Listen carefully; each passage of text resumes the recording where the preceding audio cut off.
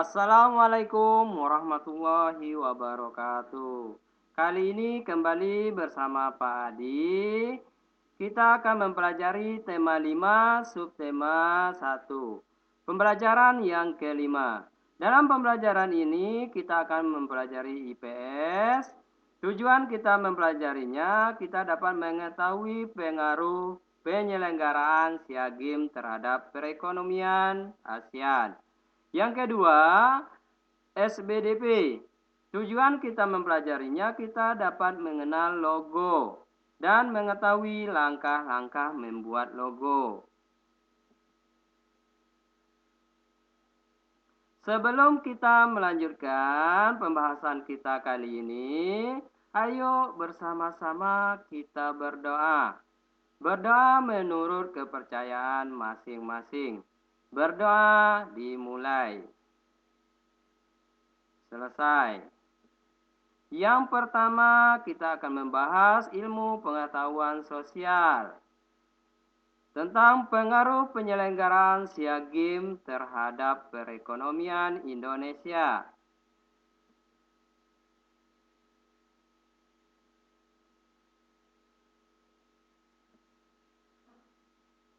Mendulang prestasi, mengembangkan potensi ekonomi.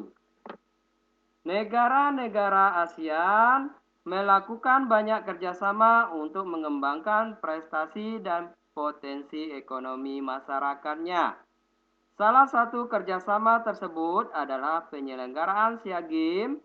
SEA Games merupakan festival olahraga terbesar se-Asia Tenggara. SEA Games diadakan setiap 2 tahun sekali.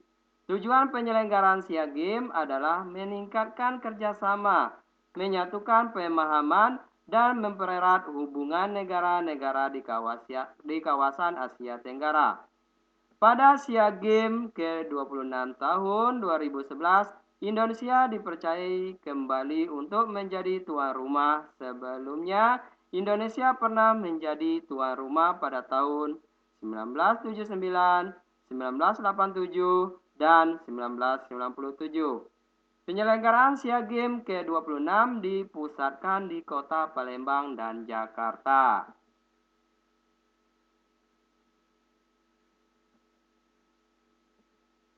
Penyelenggaraan SEA Games ke-26 berpengaruh terhadap peningkatan ekonomi Provinsi Sumatera Selatan dan DKI Jakarta.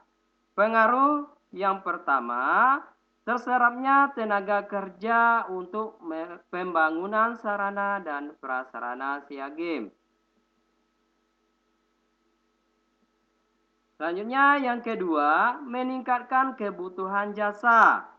Jasa yang pertama, meningkatnya transportasi. Jasa transportasi. Yang kedua, jasa perhotelan. Yang ketiga, jasa restoran. Yang keempat, tempat-tempat wisata akan ramai dikunjungi oleh peserta SEA Games. Yang ketiga, meningkatkan penjualan produk lokal. Peningkatan penjualan kaos yang bergambar SEA Games. Peningkatan penjualan gantungan kunci. Peningkatan penjualan patung. Peningkatan penjualan boneka maskot SEA Games. Peningkatan penjualan kain songket. Peningkatan penjualan ukiran kayu yang ukirannya sesuai dari daerah masing-masing. Selanjutnya, kita akan mempelajari SBDP, yaitu mengenal logo.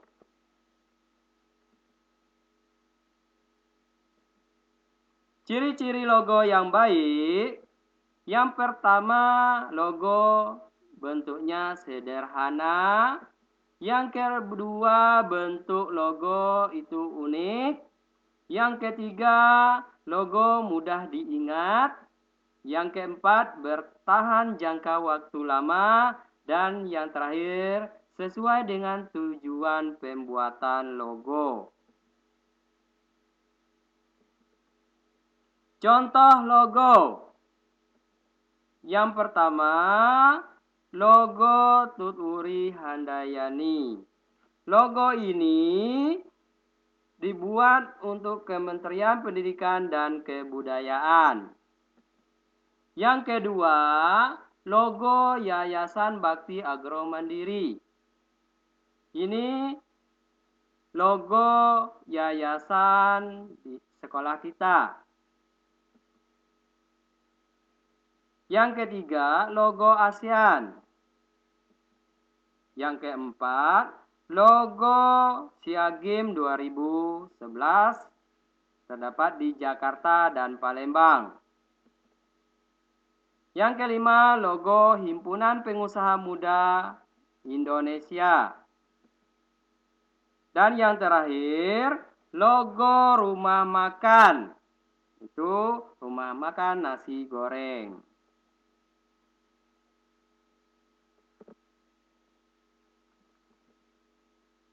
Selanjutnya kita akan mempelajari langkah-langkah membuat logo. Kita sudah mengenal jenis reklame berupa logo. Sekarang kita akan belajar langkah-langkah membuat logo.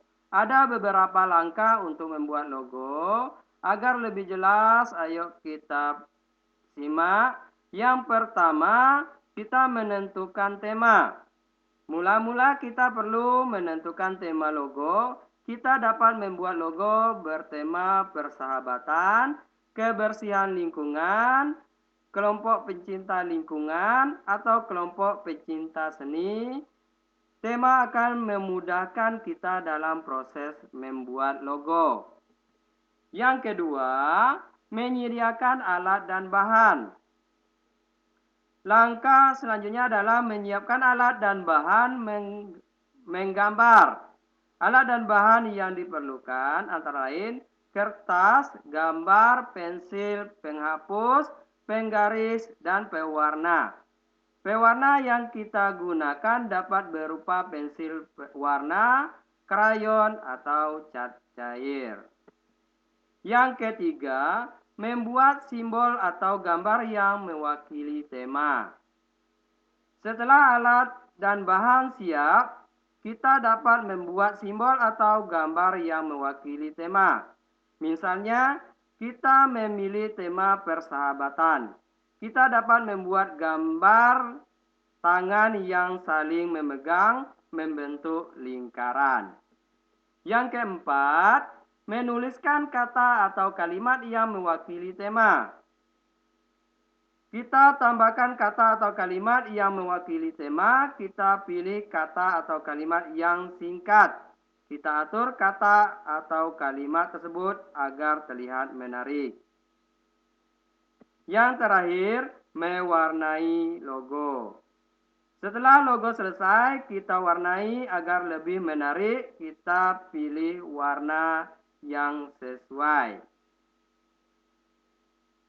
Nah, kita sudah menyimak langkah-langkah membuat logo. Ini perhatikan logo, contoh logo yang telah dibuat.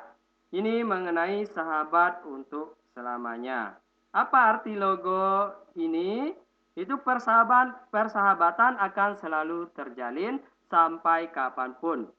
Kita harus bersatu dan saling membantu dalam suka maupun duka. Arti dari warna, gandengan tangan yang berbeda warna mengandung makna persahabatan berjalin tanpa memandang warna kulit, suku, ras, dan agama. Nah, itulah pembelajaran kita kali ini. Untuk lebih jelasnya lagi, boleh diulang melihat videonya atau baca buku paketnya. Untuk itu, Pak Adi tutup. Wassalamualaikum warahmatullahi wabarakatuh.